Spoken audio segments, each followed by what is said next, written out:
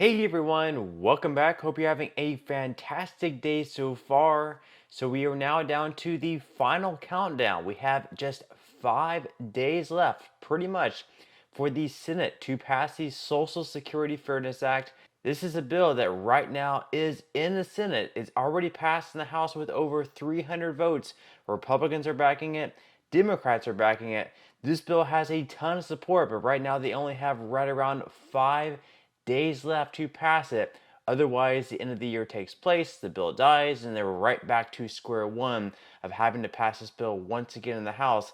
And it took them several years to get these things done. So, right now, they do have the best chance to do so. And once again, if this bill does pass, it repeals the windfall elimination provision as well as the government pension offset, two separate provisions that decreases benefits for Social Security beneficiaries by anywhere between $300 to $700 per month on average. So if this bill passes, there's going to be an increase for right around 3 million Social Security beneficiaries by anywhere between $300 to $700 per month, possibly even more in certain cases. So we're going to be diving into that today. But before we do so, if you would like to receive up to $18,000 in free stock or $18,000 in free cash, in a pinned comment below, I will be leaving a link to Webull. All you have to do is once you click on that link is just sign up for a free account and then simply deposit at least $100. At that point in time, Webull will be sending you 6 free stocks worth all the way up to $18,000. And if you'd rather just have the cash, all you have to do is once you receive the free stocks is just sell them for what they're worth and then transfer the cash value right back to your bank account. Okay, so once again, the Social Security Fairness Act is in the Senate, and it actually has been in the Senate for a few weeks now. There's been inaction taking place. We weren't even sure if it was even going to get voted on. They were trying to push through these different judicial nominees that seemed to be sort of their priority since Democrats are going to be losing their majority in the Senate, and then of course also Kamala Harris lost her presidential election to Donald Trump. So their fear was that Republicans were going to get their judicial nominees in, so Democrats were sort of rushing to get their judicial nominees in. So the thought was maybe they weren't going to be voting on these bills that were in the Senate. One of the bills, of course, including the Social Security Fairness Act, which would help out a lot of people receiving Social Security. But it seems that Chuck Schumer might actually be putting this bill on the floor after all. He's promised to do so. Whether or not he actually fulfills through with that promise, we'll have to see. He has 5 days left to do so. So, of course, he did take to his X, formerly known as Twitter account. He said, "Today, I took the next step to move forward on the Social Security Fairness Act on the floor of the U.S. Senate, a strong bipartisan bill that already passed the House. It would ensure Americans are not erroneously denied their well-earned Social Security benefits simply because they chose at some point to work in their careers in the public service. This would ensure Americans are not erroneously denied their well-earned Social Security benefits simply because they chose careers in public service." And yes, he did repeat that from the previous line. He said, "I'm talking about public servants like firefighters, teachers, postal workers, police, and so many other jobs like that." So basically what he's saying, like if you were a teacher, for example, and a lot of teachers, they don't pay into the Social Security Trust Fund. They don't pay Social Security taxes. They actually receive their own separate pension that they're paying into throughout their working careers. But a lot of teachers, they don't make the salary needed to get by to pay rent, all of the bills that they need. So during the summer, they're actually out there working other jobs, maybe during winter break or other breaks, or maybe even during the weekends, they're forced to work jobs.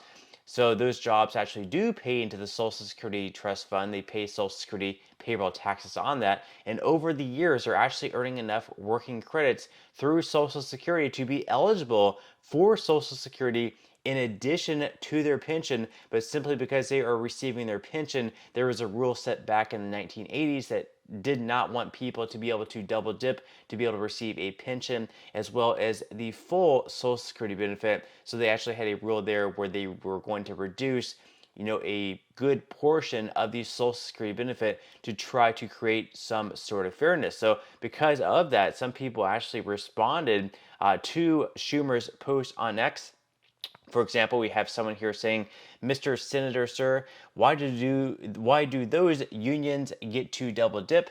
They chose a free pension over Social Security. They did not pay into Social Security. Now you want to give them my Social Security money. I should get an equal amount of their pension." Well, they actually did pay into Social Security enough quarters to qualify, but there's actually certain rules around Social Security where it's actually going to be benefiting the lower earners the most, where you can work fewer quarters and earn lesser amount of money, and you actually get a higher benefit, whereas those who make a good amount of money, they actually receiving a smaller benefit. So it sort of weighs heavy on the lower end there, but you can certainly understand why some people might be upset, I guess, for you to be able to double dip, get the pension as well as the Social Security.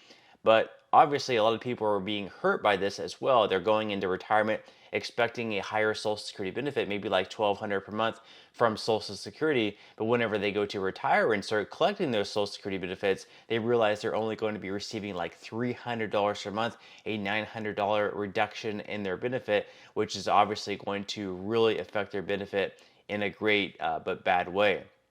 Now, of course, also from the Committee for a Responsible Federal Budget, they've also been pretty outspoken against this bill. So there was a statement that was released from Maya McGinnis, who is the president of this Committee for a Responsible Federal Budget. She said, quote, "It is truly astonishing that at a time when we are just 9 years away from the trust fund for the nation's largest program being completely exhausted, lawmakers are about to consider speeding that up by 6 months and add on top of that another $200 billion in new borrowing. As a result, we are racing to our own fiscal demise. Even worse is that repealing the WEP and GPO does nothing to address the windfalls they are intending to eliminate. Instead, it just restores windfalls for folks who have other government pensions. What an incredulous set of events. Hastening Social Security's insolvency will only make its consequences worse. Benefits will be cut by an additional 1% while reducing lifetime benefits for a typical couple by $25,000. We should be talking about how to prevent this cut, not making it bigger and happen sooner. The Senate should reject WEP and GPO repeal. Instead, they should come together to try to fix the issues with WEP and GPO as part of a comprehensive package to strengthen Social Security, prevent insolvency, and make the program's finances sustainable over the long term.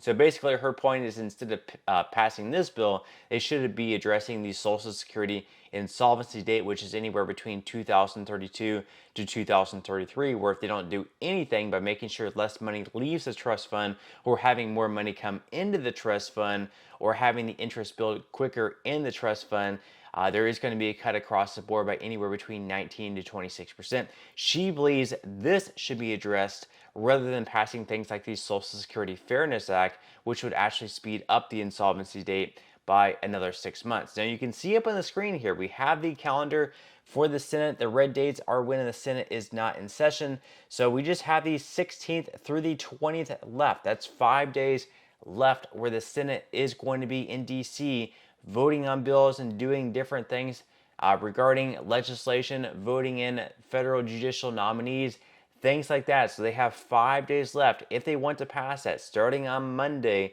through Friday. Not sure when exactly they are going to schedule the vote, if it's going to be earlier in the week, midweek, or maybe later on in the week. And again, there's no guarantees. We do have Schumer's word, but maybe he just doesn't follow through with that. We never really know. Now, also up on the screen there, you do see the co-sponsors. There's 62 co-sponsors plus the original sponsor of the bill. So we have 63 people basically saying they would vote in favor of this bill if it does get put on the floor for a vote.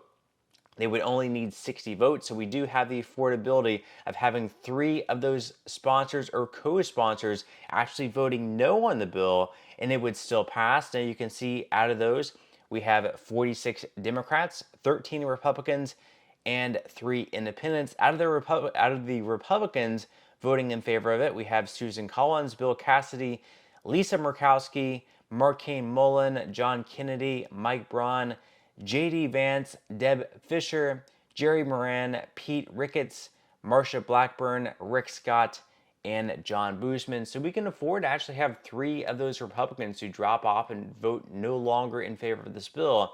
and it would still pass. Now, if you want this bill to pass, I would strongly encourage you to reach out to all the senators.